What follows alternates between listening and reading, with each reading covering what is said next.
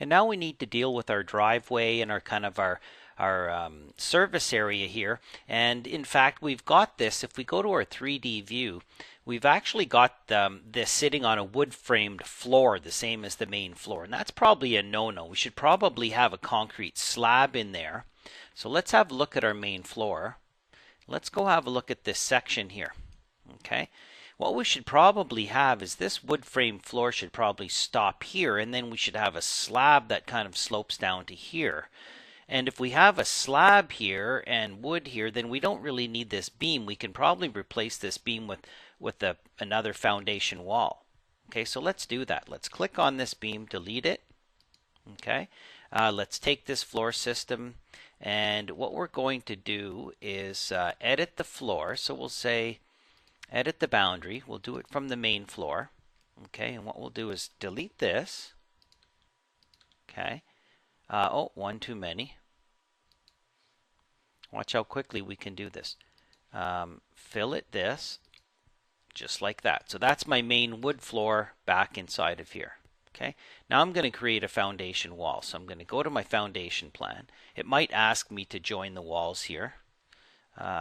Detach, I'm not sure what it's asking, but I'm going to go ahead with that. And now if we go to our section, there's our floor system inside here. And now what we need is another one of these foundation walls. So what if we were to actually just take this guy and mirror it about this point? It's going to intersect with the other wall. In fact, what we might do, let's undo that.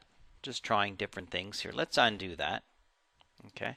Let's just go to our top of footing and let's just take this guy and bring it straight across. Okay, we don't need this anymore. We don't need this guy. Let's take this using our shift key. Let's pull that guy straight across. Okay. That's good. That's good. Go to our cross section. Now we have a foundation wall. Now we can put our slab inside of here.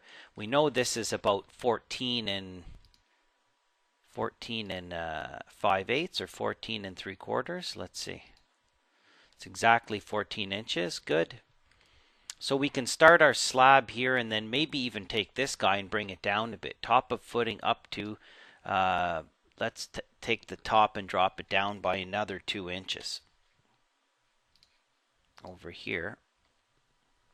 So that we can slope our slab 2 inches, minus 2'4".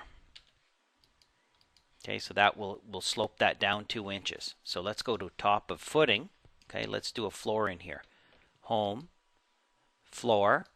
Okay, we're going to pick a different floor type. We're going to use a concrete floor. What do we have? We have a 3-inch lightweight concrete slab on metal deck. That's not what we want. So let's just go with a generic 12-inch.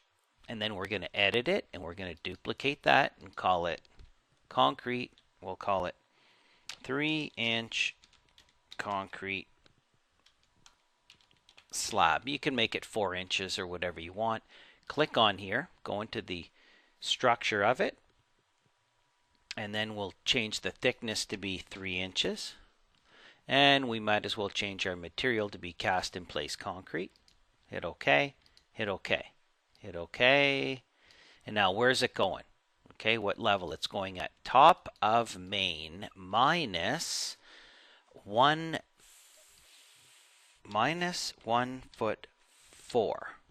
Okay, and then we're going to, we can use the pick walls and pick, and then use our trim. Okay, because it's going to, oh, it's on the wrong side of that wall. Pick on here. Can I flip it? There we go. Okay, and now we're going to add a slope arrow in. While we're in here, we're going to say slope. Slope from here to here. Escape, escape. Pick on the slope arrow itself first, then go to the properties and say height at tail and head. That's how we're going to define the slope instead of putting in a slope. Default level is at the tail. Height offset is going to be at the tail. Is going to be, this is the head, this is the tail. So the tail is going to be minus 2 the tail is going to be 0. That's fine. The head is going to be minus 2 inches. Okay? Sloping from tail to head by minus 2 inches. And it's going to be, click out, it's going to be a 3-inch concrete slab at this level. A lot of information there, but that's okay. Would you like walls to attach? No. Floor roofs overlap. Would you like to join them? Not for now. Okay, click out, double click. Okay, there's my slab starting at the elevation default and sloping 2 inches towards here. Now it looks like it's even. I'm going to bump that up minus. It's interesting. Maybe that's because it's going back to this side. But anyway, I'm going to nudge this. Nudge, nudge. Okay. You might have to add in a couple of steps there. Okay, so we have our slab now sloping. In fact, I could continue to nudge this up until I get to there. Okay. This wall I'm going to now take and bring down to here, which will allow me to lower my doors. I can bring this finish up to there. Okay.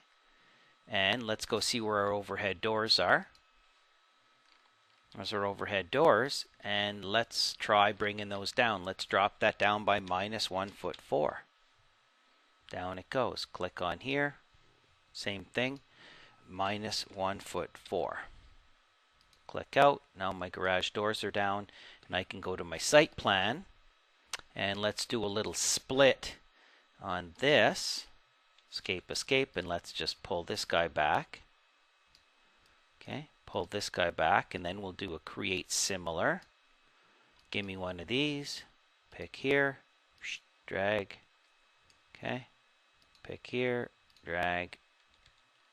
And we probably want a little bit of a driveway here too, so we might split this as well. Split this, escape. Take these two guys and copy them. Watch, copy. Click here, nice and straight. Boom. Do the trim. Trim, trim, trim, trim.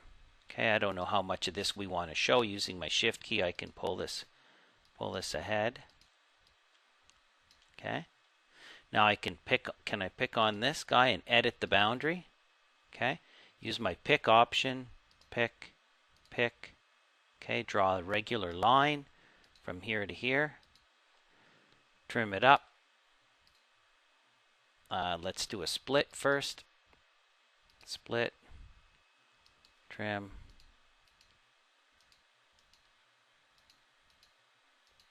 Good, good. Finish. It's going to take on that material. Okay, we're going to have our camera angle from back here. We're not going to see much more than that. 3D view. Okay, we can even nudge this down. We can even maybe grab this and pull this guy right up to the underside of that door if we want, so it doesn't stick out too much. There we go. Much better. So now if we take these two walls, and let's just hide them temporarily. Okay. Oh, we still end up with the analytical model turned on here because they're structural load-bearing walls. That's the analytical model that ends up sticking around. I'm going to take those and hide them too.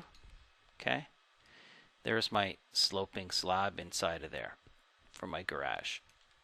Okay, so I'm just going to undo, undo, and back. One more item solved, and brings us one step closer to wrapping up our first Revit Architecture 2012 lessons.